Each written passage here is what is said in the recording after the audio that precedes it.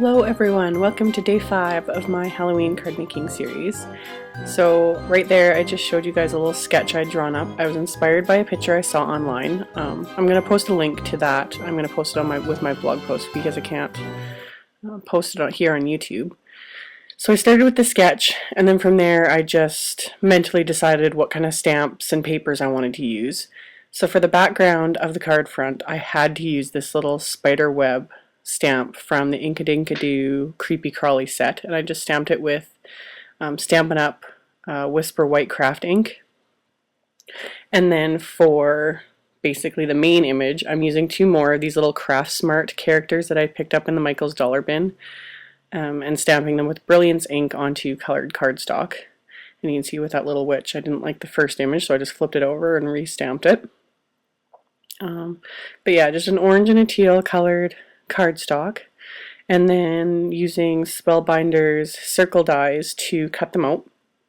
I wanted those to be the largest circles of the card front since they're the main image, so I chose the 2 circles I wanted to use and then taped them down before I ran them through my Cuttlebug so that the dies wouldn't shift.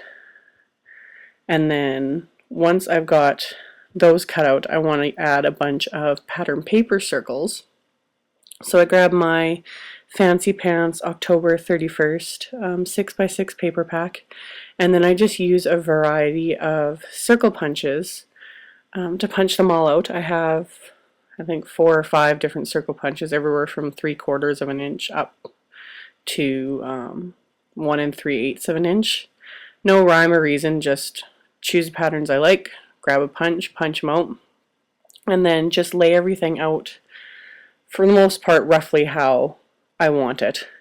And then as I'm laying everything out, I decide that I want a few of the little bats that I punched out of black cardstock, and that I've decided I want to add some baker's twine and go a little dimensional with this. So I glue down a few of the first pattern paper circles just using Tombow Mono Multi adhesive, and these are the ones that are basically my first layer.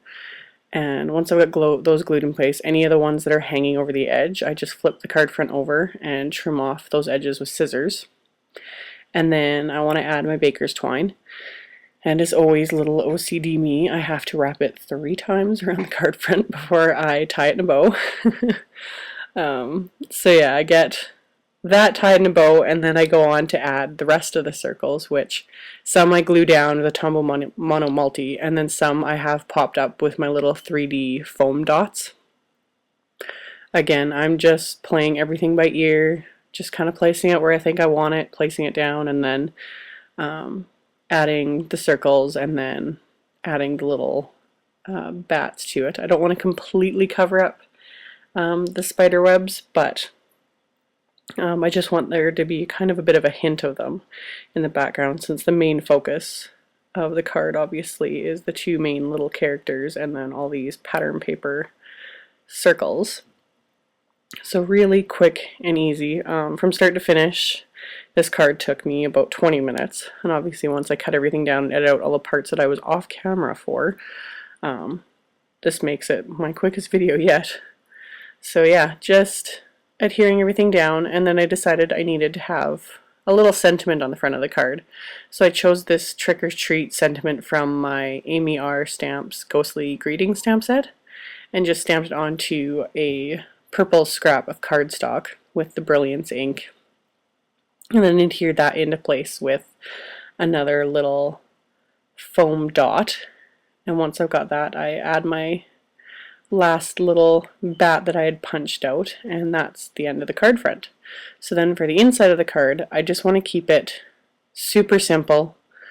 So I just stamp the spider web again in the bottom corner with the white Kraft ink, and then add a few pattern paper circles, and then I also punch out 1 more little bat and adhere that, and that's it.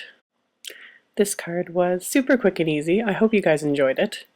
I went with Kraft cardstock for the base. I was originally going to go with white, but since I wanted to use the spiderweb stamp, and I just had it in my head that I wanted to stamp it with Kraft ink, with white ink, so I went with Kraft instead, and I was really happy I chose that. So there's a Kraft card front on a Kraft base, and that's all there was to it. Thanks you guys so much for watching, and I'll see y'all in the next video. Bye!